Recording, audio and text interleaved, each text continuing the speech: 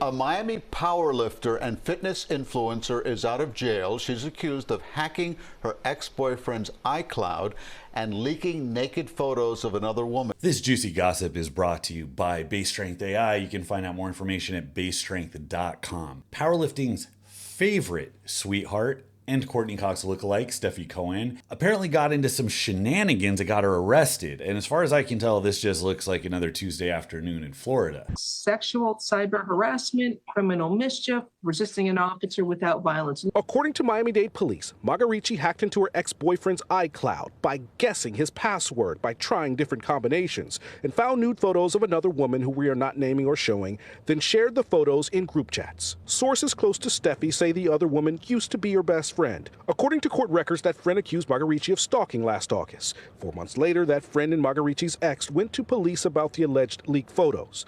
August 12th of this year, a civil court closed the stalking case, finding no just cause.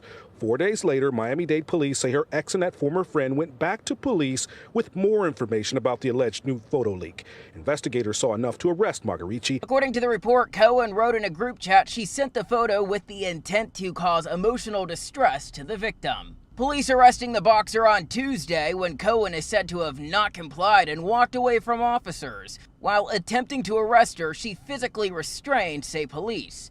At one point using her right leg to hook an officer in an attempt to sweep him off his feet. Then, after being placed in a squad car, she attempted to use her toes to pull open the latch, ultimately breaking the lock. Now, there's people taking the very charitable approach. They're claiming that she just guessed the password. It wasn't some elaborate Trinity from the Matrix type computer hack, and that she posted it to a group chat, which I guess is different than just like posting it to the internet at large. Still a pretty shitty thing to do if it's true, and it should be a punishable offense. And the resisting arrest was also described as non-violent. Although resisting arrest is something that sane, normal people understand isn't an option you have. So there is like an extremely charitable interpretation that her fans are going to run with, and probably her lawyers. So of course they came out with their boilerplate PR release to get ahead of all this. No comments, Stefi? While quiet in front of cameras, Margarici's Instagram account responded to the allegation saying, quote, "Anyone can be falsely accused of a crime and arrested. These are only allegations from a vengeful ex-boyfriend. Simply allegations, and we will fight it all the way. Stay tuned." The myth that people in the United States just stumble and fall face first into felony charges. If only there was data on this. A study done on state court arrests and convictions of 75 largest counties, about 3 in 4 defendants had been arrested at least once prior to the arrest on the current felony charge. About 3 in 5 defendants had at least one prior conviction. Now, I have no idea about Steffi's guilt. This is what we have trials for. And with people I love and think are innocent, people I hate and think are probably guilty, this is why we have due process, because none of us know what the fuck's going on. This is why there's a trial that we're all going to watch and report on and stay glued to. All of my shit talking is superficial. This is the lowest hanging of fruit. As far as her actual guilt, let due process do its thing. Speculation's inevitable. We can engage in speculation as long as it's framed that way. So don't go bombard her feed as if you were a firsthand witness to anything and your moral obligation is to go make sure that bad people get their comeuppance. The mob is not how we do justice. When you see a car fire, enjoy it responsibly, from a distance, and hoping that everything turns out okay. Not by going up and kicking the fucking tires while there's still people inside. Now, in addition to her staunch defenders, there's also people on the other side saying that this was just a matter of time, describing her behavior in the past as being like kind of off, kind of unhinged or chaotic. Now, I've watched maybe 9 minutes of Stefi Cohen content in the time that I've been aware of her, so I can't comment about any of this, but it does seem like a pretty big chunk of people have this sense of her. In fact, when I told my wife about this story, she told me she had to unfollow her some time ago for similar reasons. Now, that's not like keen journalistic reporting on her character. You shouldn't take that to the bank. I just thought it was worth noting that there's a not small number of people who interpret her and her content this way. So much to the point where they weren't really surprised about any of this. Now, from all the comments under Steffi's page, apparently this guy Goob, who I was unaware of, I had to Google him, he was responsible for breaking this story. And you guys can head over to his page and watch his take on it, but the comments are really what is interesting here. For instance, you have, I'm not defending her actions on hacking and posting nude photos because that's too much, but the girl was her best friend and she slept with her fiance, then the fiance completely snaked their business right out from under her.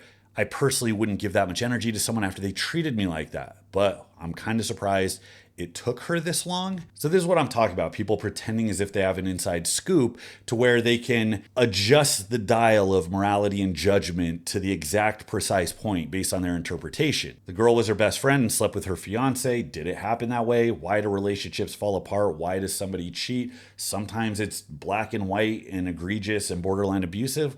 A lot of times it's really fucking complex and there's multiple sides of the story, and we just give the charitable interpretation to people we like. As far as the business shit, who the fuck knows what goes on with business dealings? Unless somebody was convicted of like embezzlement, trying to pretend as if you know exactly what went on with business dealings is fucking absurd. It's complex. Anybody who's engaged in business knows the layers of communication. It's super easy for somebody to have expectations. It's super easy for miscommunication. It's super easy. There's a million points where people could not be on the same page. It's not her fault she's Latina. White guy married to spicy Latina gang checking in. Is anyone surprised she's been on a major downhill slide of talking out of both sides of her mouth? This is who she has been the entire time. Not surprising, really. Then on the other hand, this is so disappointing. She's intelligent and successful. Literally all the reasons not to be taking the time to do this. Also on her page, people are having a field day bombing the comments.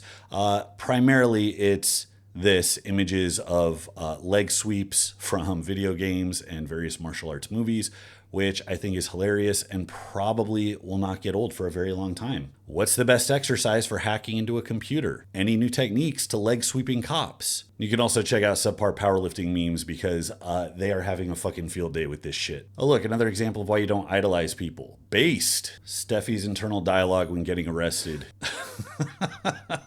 Mind your business and continue being credible. Act like a high schooler. Now, I do take a special kind of joy in the vein of the end of the movie Fight Club, where we blow it up and set it all back to zero kind of way.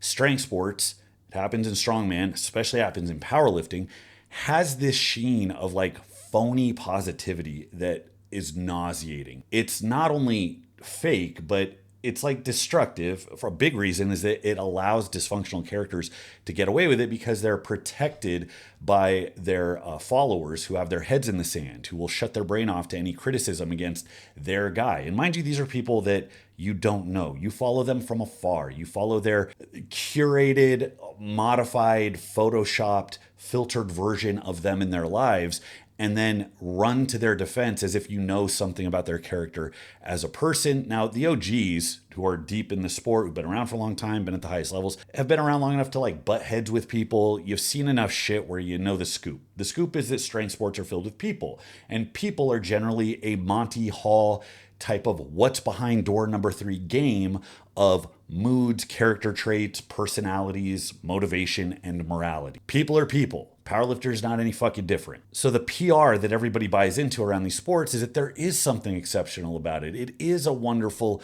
experience. And when my guy gets accused of something, I can comment that, hey, they wouldn't do that.